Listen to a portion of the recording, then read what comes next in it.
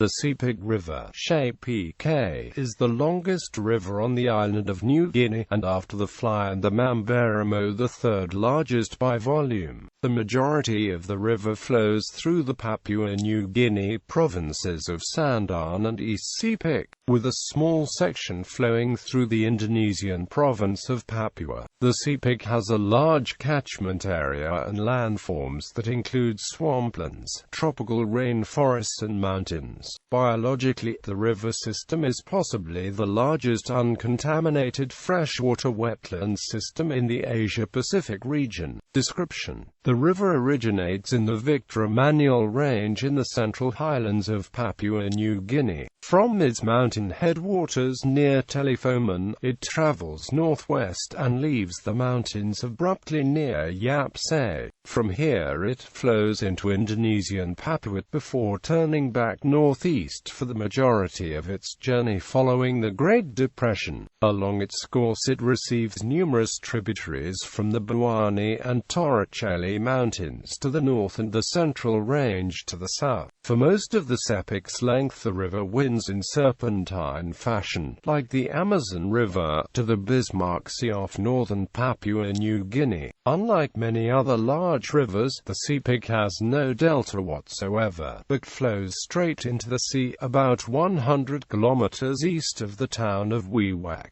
It is also navigable for most of its length.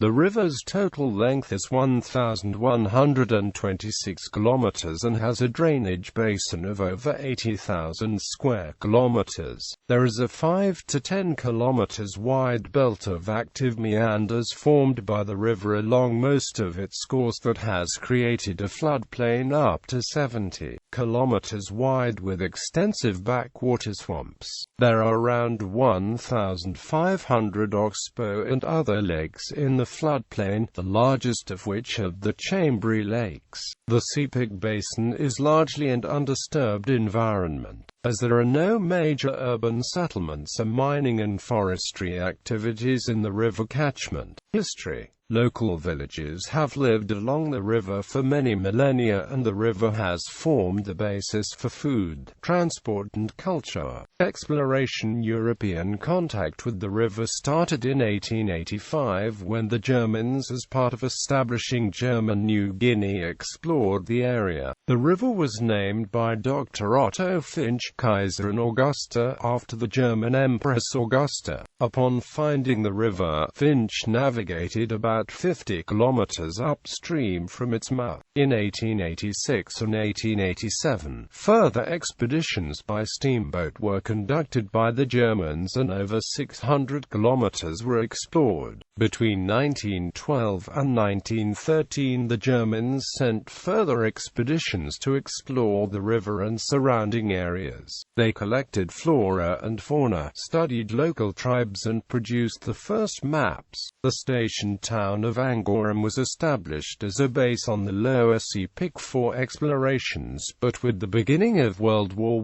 I, the explorations ceased. After the First World War, the Australian government took trusteeship of the German colony, creating the territory of New Guinea, and the Sepik region came under their jurisdiction. During this period the Australians established a station on the Middle Sepik at Ambunti to conduct further explorations. In 1923 journalist Beatrice Grimshaw attached herself to an expedition and claimed to be the first white woman to ascend the Sepik, commenting on the widespread use of Tok-Piz in Pidgin English as a lingua franca. In 1935 Sir Walter McNichols, the new administrator of the territory of New Guinea, travelled up length of the Sepik to have a look at the river, people and the kind of country along the banks.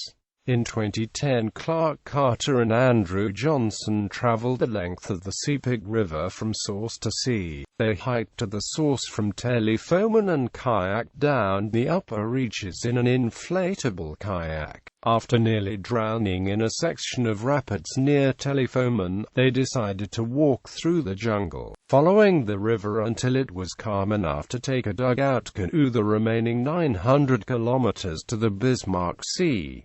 The expedition took 6 weeks. World War II. The Japanese held the area throughout most of the Second World War. By the end of the war, though, the Japanese had been completely surrounded after Hollandia in Netherlands New Guinea was captured in April 1944 during Operations Reckless and Persecution, and ʻseɪpɪk had fallen during the campaign in August 1944.